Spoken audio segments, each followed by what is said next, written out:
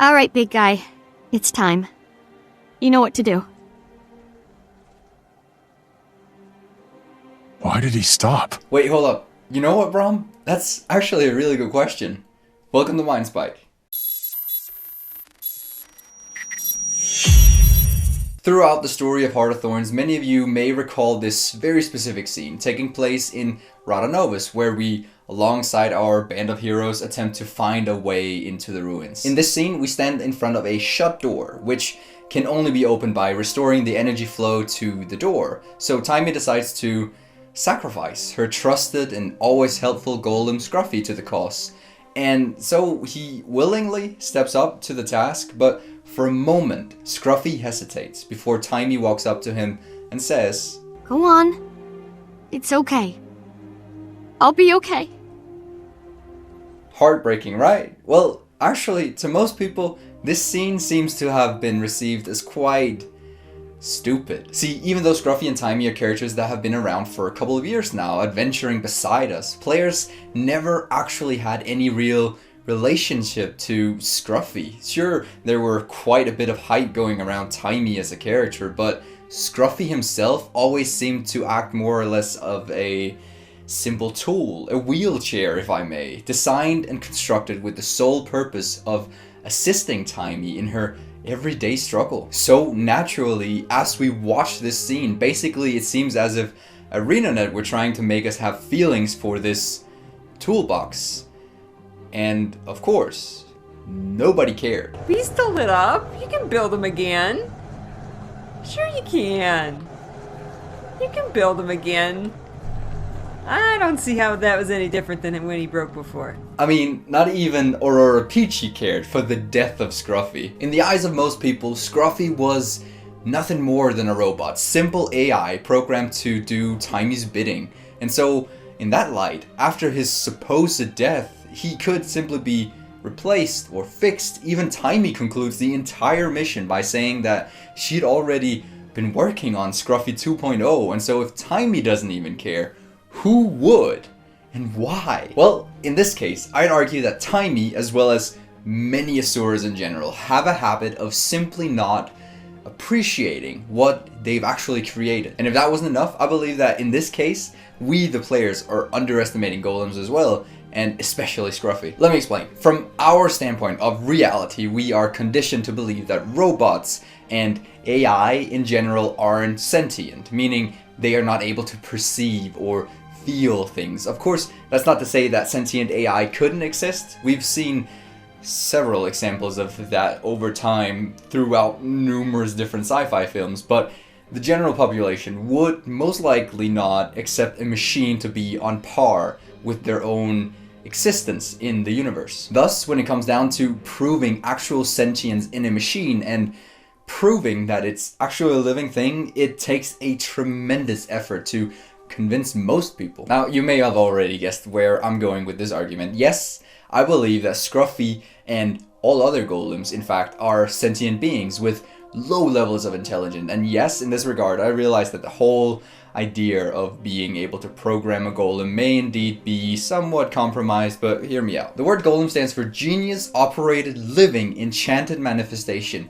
Emphasis on the word living. See, because in reality, golems and Tyria in fact consist of the same building blocks as does elder dragons. A simple recipe consisting of a basic element, for example, plant, ice, water, or metal, imbued or enchanted with magic. Now, as I've argued in a previous Mind Spike episode, I strongly believe that magic in and of itself can act in the same fashion as would an atom, in the sense that it can act as a building block for life. A comment on that same video actually highlighted that perhaps magic was more akin to a mobus, a single-celled animal, in the sense that magic would be more alive on its own, which could explain other phenomenons. Ideally though, I believe the truth lies somewhere in between the two theories actually. But regardless, I believe that if enough magic is concentrated within a single spot, we indeed experience the creation of sentient life. We see this happening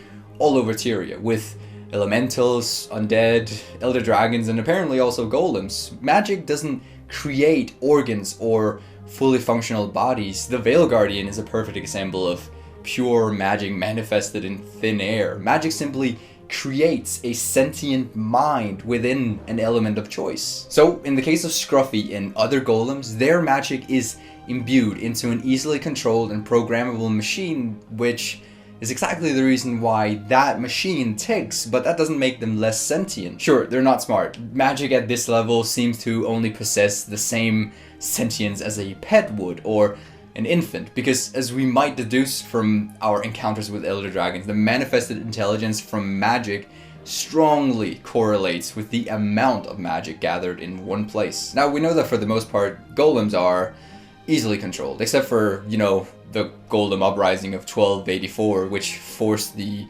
Asuran Council to instate mandatory sedition inhibitors on every golem, and, you know, Tyx's Infinarium, where all of his slaves, I mean toys, rebelled as well. Actually, now that I think of it, perhaps the Asuras actually do know what they've created, but they really just don't care. That wouldn't be the first time that that's happened. So, in actuality, going back, if we look at our opening scene in this regard, to me, it looks more like a kid sacrificing her cat in the microwave in order to open a door, while we, the players, just lean back and ignore the fact that we literally just murdered and grilled Timy's pet with the words, "You can build them again." I mean, that's like saying she can just get a new cat after she straight up microwaved it and watched it pop, which is a bit more morbid than you might have been led to believe. No wonder Timy seems so eager to kill the chalk afterwards with a big magnifying glass. She's actually nothing more than a tiny psychotic kid in the end who sacrifices her pets for science and tortures bugs. After all, she is an Asura, and they don't exactly have a history of appreciating life. In this scene, our perception of Scruffy was that of a simple robot that could simply be rebuilt, which was why we completely ignored it. It's not as if Scruffy has ever really uttered his feelings to us now, has he? But what about the one golem that actually has talked about his feelings? What about Herotron? This golem is the perfect example of a golem being set free from his chains. A golem not bound by a sedition inhibitor, telepathy, or programming. He is, for all intents and purposes, free.